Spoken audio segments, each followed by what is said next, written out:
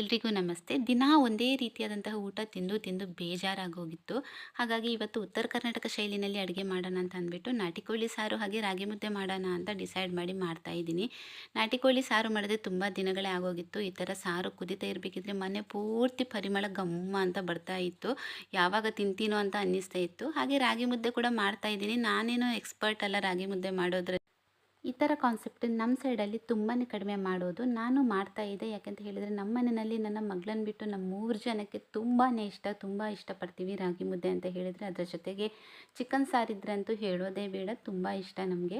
ಹಾಗಾಗಿ ಇವಾಗ ಮಾಡ್ತಾ ಇದ್ದೀನಿ. 1 ವರ್ಷದ ಮೇಲಾಯಿತು ಅಂತ ಅನಿಸುತ್ತೆ. ಹೇಗೆ ಬರುತ್ತೋ ಅಂತ ಭಯ ಇತ್ತು. ಫೈನಲಿ ತುಂಬಾ ಚೆನ್ನಾಗಿ ಬಂತು. ಇದರ ಪೂರ್ತಿ ವಿಡಿಯೋ ನಿಮಗೆ ಬೇಕಿದ್ದರೆ ನನ್ನ ಯೂಟ್ಯೂಬ್ ಚಾನಲ್ನಲ್ಲಿ ನಾನು ಅಪ್ಲೋಡ್ ಮಾಡಿದ್ದೀನಿ. ರೆಸಿಪಿನ ಕೂಡ ಶೇರ್ ಮಾಡಿದ್ದೀನಿ. ಕೊನೆಗೂ ತುಂಬ ಸಾಫ್ಟಾಗಿ ಬಂದಿತ್ತು. ಎಲ್ಲರೂ ಇಷ್ಟಪಟ್ಟು ತಿಂದು ಸಿಗ್ತೀನಿ ನೆಕ್ಸ್ಟ್ ವಿಡಿಯೋದಲ್ಲಿ. ಬಾಯ್.